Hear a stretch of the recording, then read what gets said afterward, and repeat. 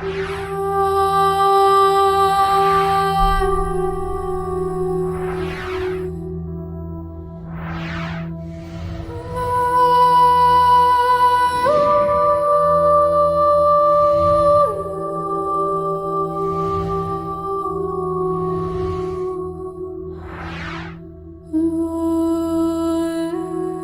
I was 14, it was July, August, when I went to Nairobi for my cousin's wedding, 1997. Once my GP, my uncle is a GP, he suggested I go to check it out.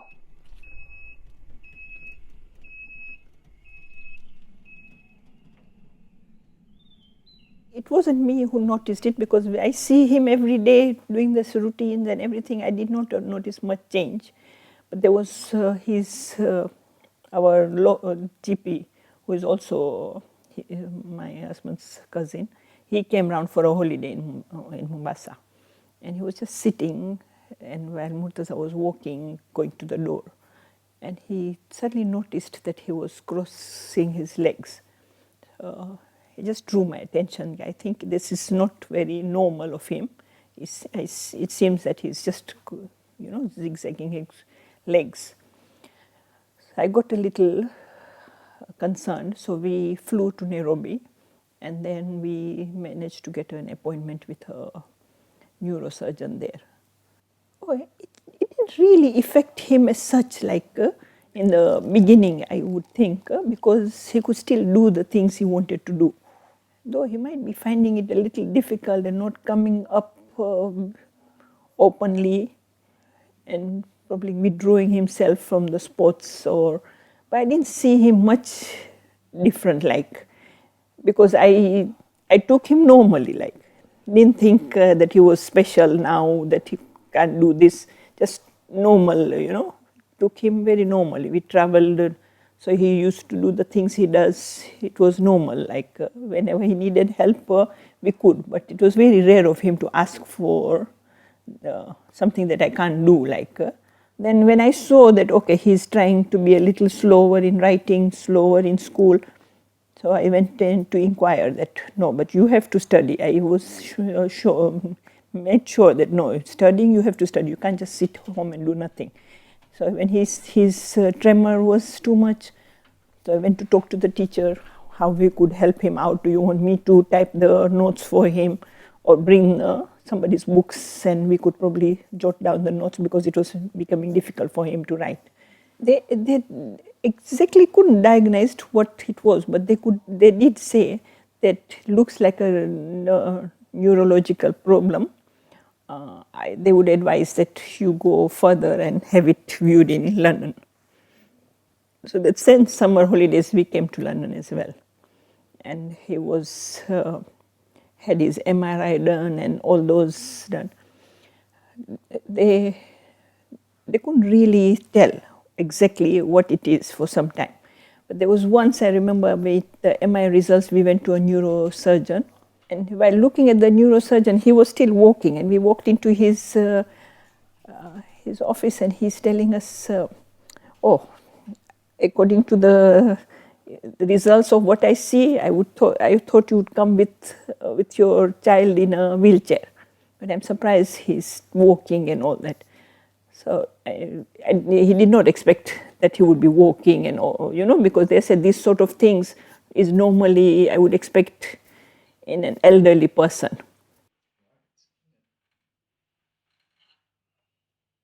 I have several challenges I faced. Firstly, in Africa, because it was like not seen, so I would fall down quite often because my legs would bang each other. So even though it used to hurt, but I used to be part and parcel. I said, this is my life now, falling down. Other challenges I had, like when eating, especially no one would come next to sit with me or think maybe they would be affected or something like that. Exactly when I was diagnosed, it was going around me for the first 5, 6 years that now what? Why me? Why me? Why me? Writing was difficult, and luckily, I got the help of one of our Muslim people. I never knew what square meant. Then she said, I just have to, you have to talk and I'll write. Be scribed. So for him, it was a novelty that somebody else is writing for me. But he took it very nicely, and plus the scribe was one of my friend. Like they said, we need a scribe who is not related. So she was not related; she was just a friend, and she agreed to scribe for him. So he did the exams, and Alhamdulillah, didn't pass with flying colors, but he was fine to the average, and he got through his A levels and got the admission in the university. Then I was a little worried, like how he will cope here, like because it was slowly progressing. He had one sort of crutch, and then he had two crutches. But then when he moved here, my daughter was married and she had a house as well. So then I asked her if she could have him in her house. With time in the university, I used to love taking the tube from Northwood all the way till the Great Portland Street. And once he moved here, he was very particular. Like every day, he would not go to bed till he writes me an email of the whole day. I woke up at this time, had this for breakfast, did this, that, till he goes to sleep. He had a whole, every day, once, because we were 2-3 hours behind in Mombasa. So every morning when I wake up, I know I will get Murtaza's. First thing I do, before when I used to pray, I go to the computer and first thing I get is the whole email from him, that how the whole day went by. Like, but he hardly had any complaints that no, I can't do this or I can't do that. That was one thing, he never complained to me. I did encourage him at times that no, this is, but mostly I think it was his own initiative that he did want to show up, like, that I can do it. Though he wasn't a very brilliant first class student, but still he insisted that he wants to continue doing it. Yes, we had to go for the graduation. He was still, we went by train.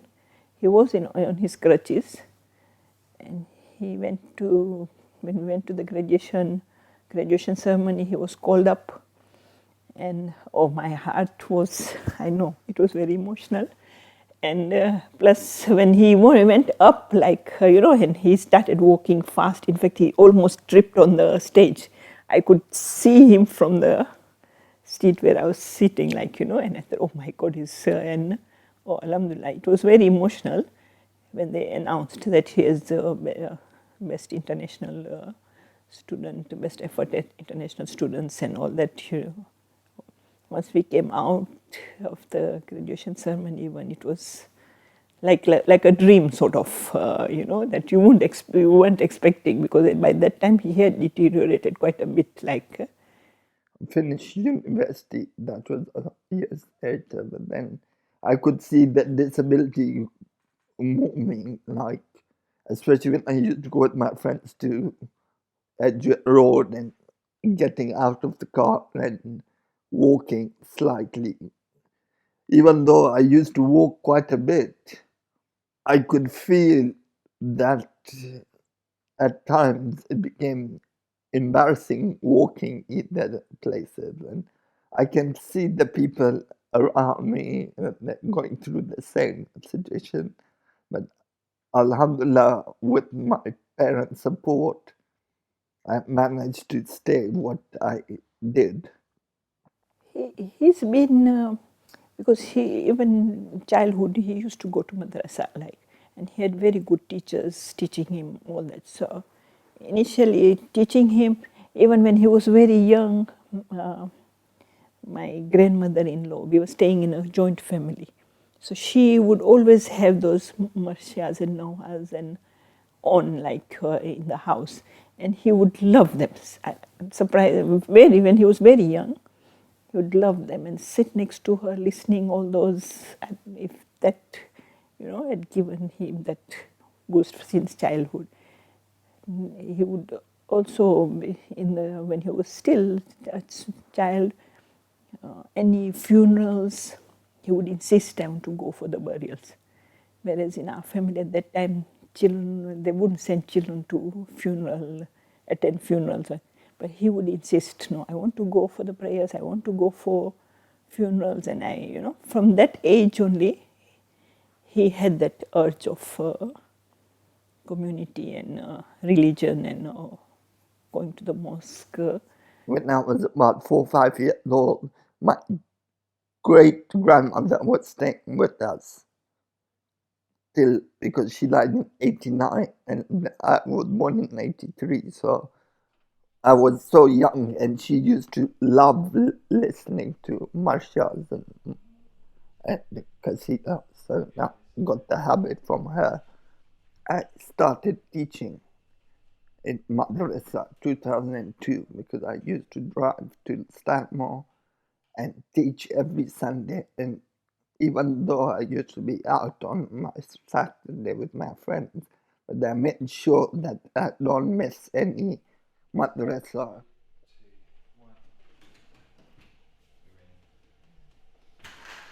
I was, I still am a student, as I should say, not a teacher, but I used to love doing anything new.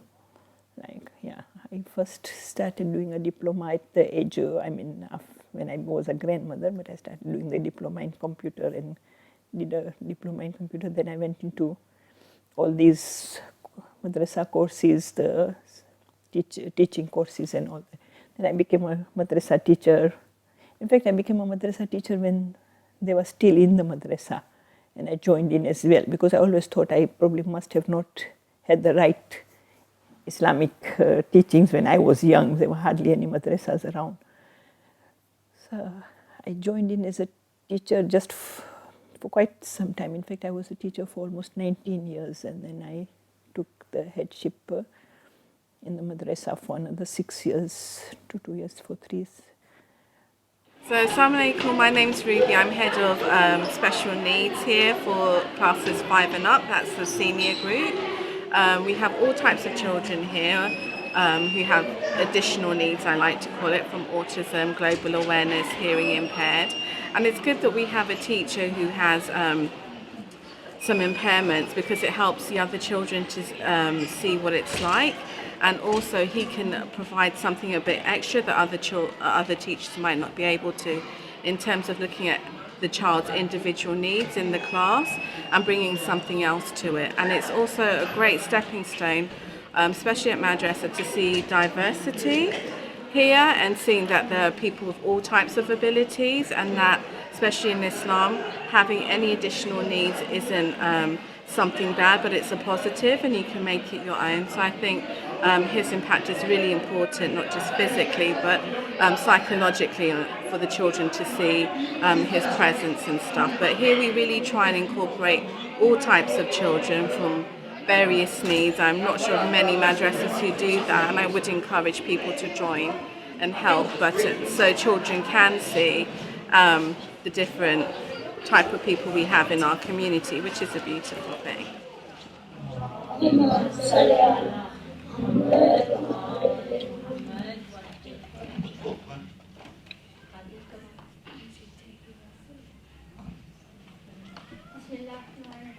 قل يا أيها الكافرون لا أعبد ما تعبدون ولا أنتم عابدون ما أعبد ولا أنا عابد ما عبدتم ولا أنتم عابدون ما أعبد لكم دينكم ولي دين.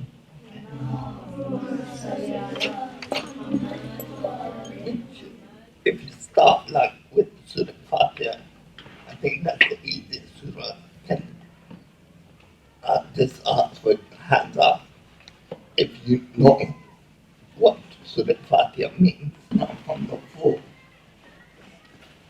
get me to the ikhlas. What's the meaning of ikhlas?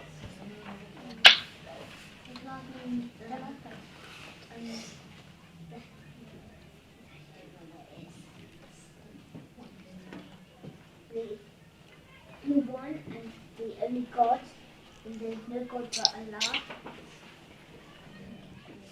I just want you to share your thoughts and journeys as an author, someone who took to their own autobiography and published it for an extremely good cause.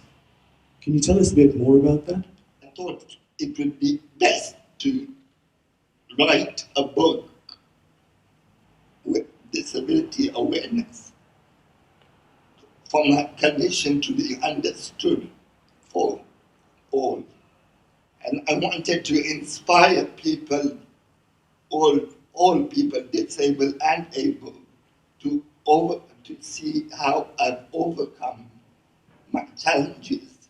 From the beginning, I did not take it as they're different from normal, because they started normally, everything. And I insisted that nothing is wrong. We have to go on at whatever the ability is and to the maximum to reach it like. And alhamdulillah, we did not find much obstacles.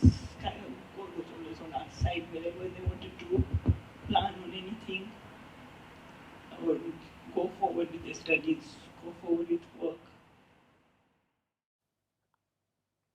The starting work, I worked voluntary before university at my uncle's place on the same street as me in Fritwood Avenue. And then I got, because I was at the same time in university, so I was learning computing science. I graduated in 2004, and as soon as I graduated, Amin,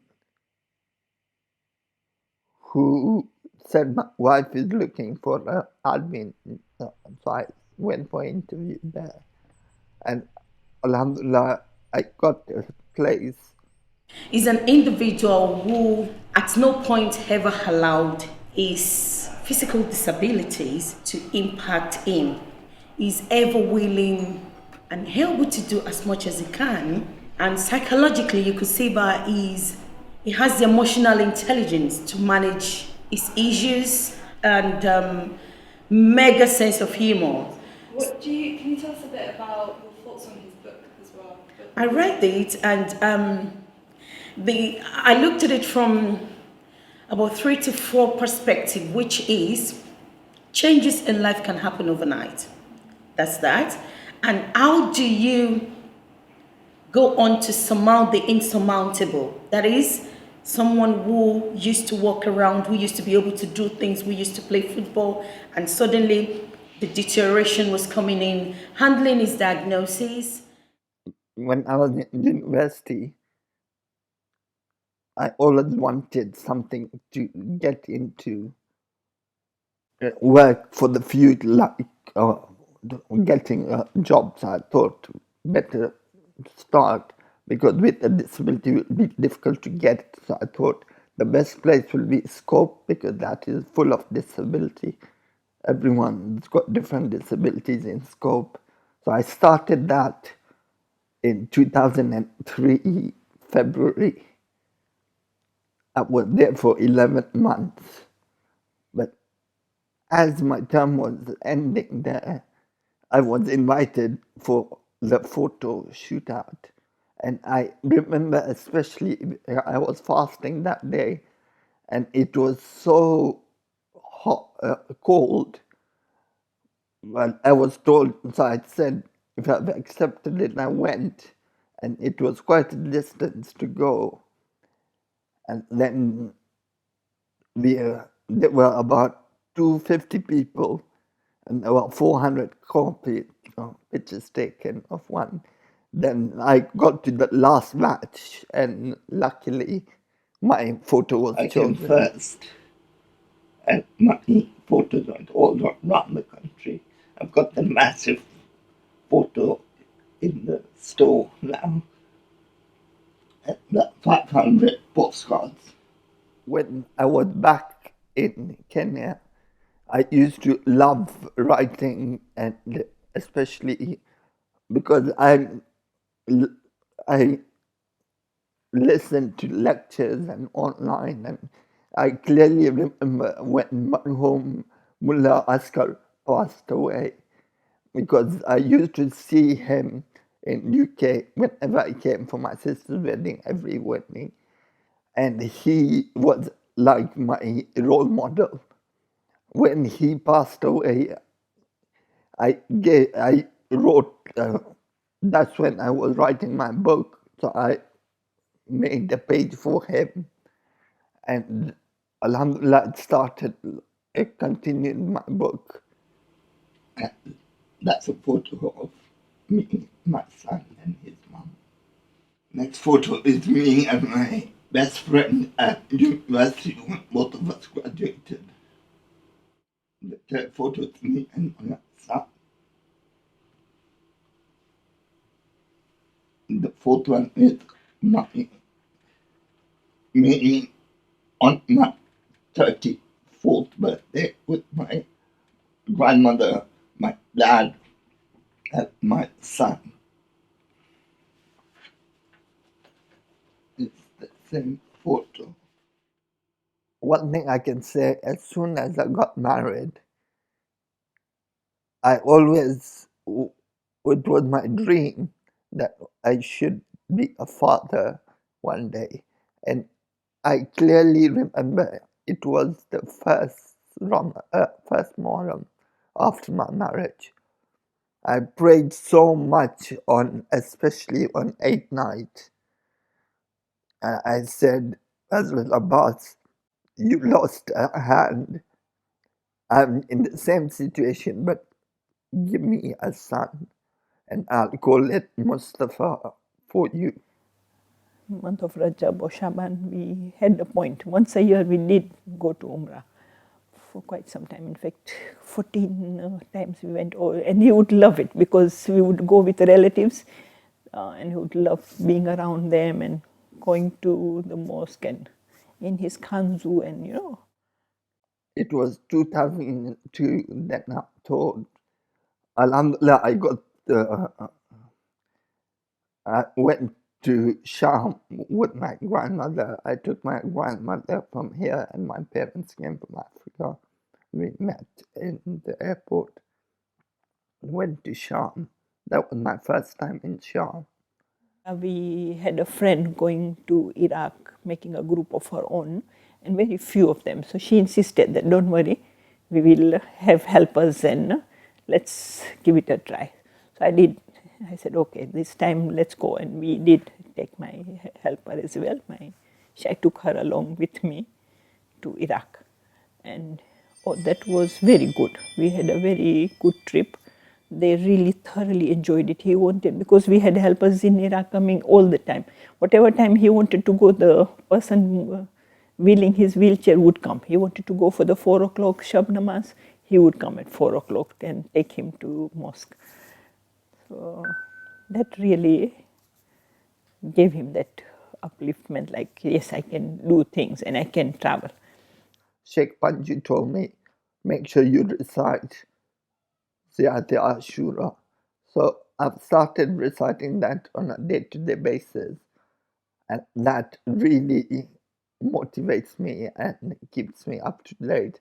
And especially when my grandmother died, I managed to get everyone to finish a whole Siparo.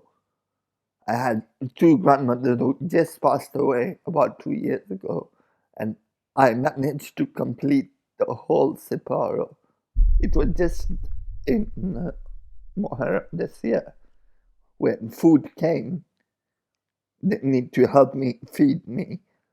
So one student came to me and fed me. And then I said, thank you. He said, you don't need to thank me because you taught me about 6-7 years ago. I said, And this way, automatically, I feel like I've done something for the community. Yeah, actually, I really have a stand for like Ziyarti Ashura or the Mashlul, you know. So when things, I can't think of how to go forward or what is going to come forward, I sort of sit down and make sure that, and this has also gone into them, that when he was looking for a job also, he made sure, no, I will praise Yat Ashura for 40 days, and I'm sure I will.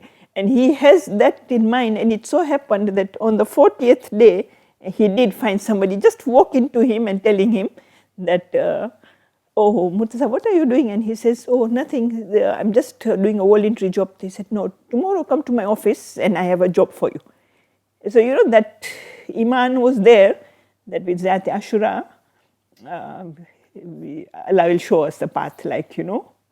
And I still believe in that, with Zat Ashura, I do find my way through, like, and even though Mashlul,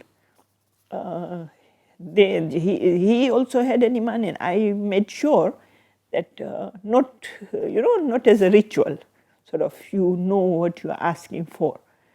So I would make sure I have the meanings of the du'as, any meanings of the du'as before I even start praying.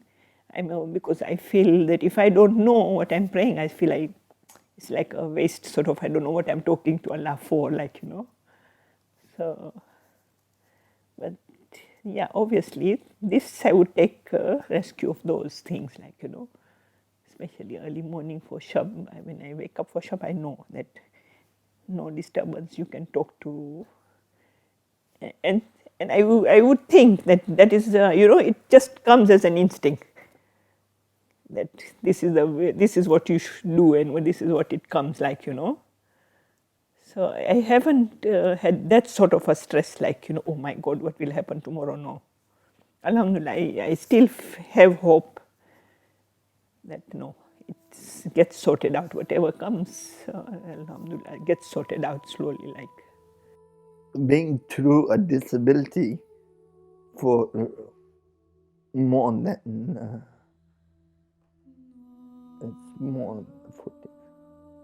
it's more than 22 years now. I think disability is not an inability for once, but every individual must be aware of disability, because their friend or any part of the workmates or anyone, and to support a disabled person. If it was not my mom's support, I don't think I would have reached where I am today.